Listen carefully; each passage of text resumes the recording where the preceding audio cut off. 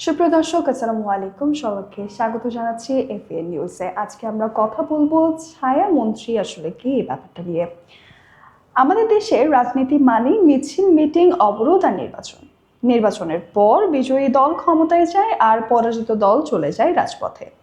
কিন্তু ছায়া মন্ত্রিসভা যদি সঠিকভাবে বাস্তবায়ন করা হয়, তবে এই রাস্তা অচল করার রাজনীতি বদলে দেওয়া সম্ভব। এখন বলছি ছায়া মন্ত্রী আসলে কি। সরকারের যেমন প্রতিটা মন্ত্রণালয়ের জন্য একজন করে মন্ত্রী থাকবেন, বিপরীত দলেরও ঠিক তেমনি প্রতিটি মন্ত্রণালয়ের বিপরীতে একজন করে ছায়া মন্ত্রী নিয়োগ দেবেন। সরকার যদি কোনো ভুল করে বা ব্যর্থ হয়, ছায়া মন্ত্রী তার প্রতিবাদ করবেন এবং বিকল্প সমাধান পেশ করবেন। ছায়া মন্ত্রীরা কি সরকারি বেতন বা সুবিধা পান কিনা? না, ছায়া মন্ত্রিসভার সদস্যরা সরকার থেকে কোনো বেতন, গাড়ি বা সরকারি সুবিধা পান না। কিন্তু এটি সম্পূর্ণ একটি স্বেচ্ছাসেবী রোল। তবে এটি জনগণকে দেখানোর একটা বিশাল সুযোগ যে তারা দেশ চালানোর জন্য কতটা যোগ্য। ছায়া মন্ত্রিসভা কেন প্রয়োজন? যখন কোনো মন্ত্রী জানেন যে তার প্রতিটি সিদ্ধান্তের চুলচেরা বিশ্লেষণ করার জন্য ওপাশে একজন দক্ষ ছায়ামন্ত্রী এবং এক ঝাঁক গবেষক বসে আছেন, তখন তিনি চাইলে খেয়াল খুশি মতো কাজ করতে পারেন না। কিন্তু রাজপথে পেশি শক্তি রাজনীতি কমিয়ে পলিসি রাজনীতি চালু করতে সাহায্য করে। কারণ ভালো একজন ছায়ামন্ত্রী হতে হলে সংশ্লিষ্ট বিষয়ে গভীর জ্ঞান ও গবেষণা থাকা প্রয়োজন। এভাবে রাজনীতিতে মারামারি বদলে শুরু হতে পারে মেধা ও আইডিয়াল লড়াই। কে কত ভালোভাবে জনগণের টাকার সদ্ব্যবহার করতে পারে সেই প্রতিযোগিতা। এটি কিভাবে পেশি শক্তির বদলে পলিসি রাজনীতি আনতে পারে সেটি বলছি এখন।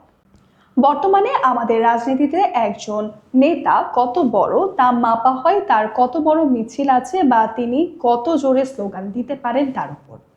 কিন্তু ছায়া মন্ত্রিসভা এলে মাপকাঠি হবে যোগ্যতার। উদাহরণস্বরূপ, একজন ছায়া স্বাস্থ্যমন্ত্রীকে অবশ্যই চিকিৎসা ব্যবস্থা সম্পর্কে গভীর জ্ঞান রাখতে হবে।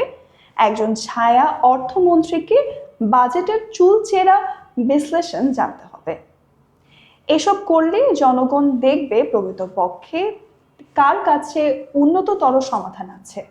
ছায়া মন্ত্রিসভা কার্যকর করার শর্ত কি কি? এটি তখনই কার্যকর হবে যখন তারা কেবল বিরোধিতার খাতিরে বিরোধিতা না করে গঠনমূলক সমাধান দিতে পারবে।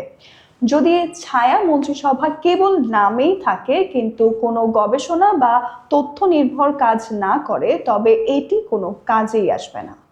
ছায়া মন্ত্রীরা যদি কেবল টিভিতে টকশো করার জন্য পদটি ব্যবহার করেন কিন্তু মাঠ পর্যায়ে তথ্য সংগ্রহ না করেন, তবে এই মডেলটি ব্যর্থ হবে। এটা আমাদের বাস্তবতায় সফলভাবে কাজ করবে কিনা? বাস্তবে এটা কেবল পদবি সর্বস্ব হওয়ার সম্ভাবনা খুব বেশি। অনেকেই হয়তো ছায়ামন্ত্রীর মর্যাদা নিতে চাইবেন, কিন্তু কাজের জন্য প্রয়োজনীয় দক্ষতা থাকবে না ও গবেষণায় শ্রম দিতে চাইবেন না। তবে আমরা যদি দু একটি মন্ত্রণালয়েও এটি সফলভাবে করতে পারি এবং যারা সঠিকভাবে দায়িত্ব পালন করছেন না তাদের চাপের মুখে রাখতে পারি, তবে রাজনীতিতে ইতিবাচক পরিবর্তনের সূচনা হতে পারে। দর্শক, এটি ছিল ছায়া মন্ত্রী আসলে কি, এই ব্যাপারে বিস্তারিত। আরো নতুন নতুন আপডেট পেতে আমাদের এফবিএন নিউজের সাথেই থাকবেন। ধন্যবাদ।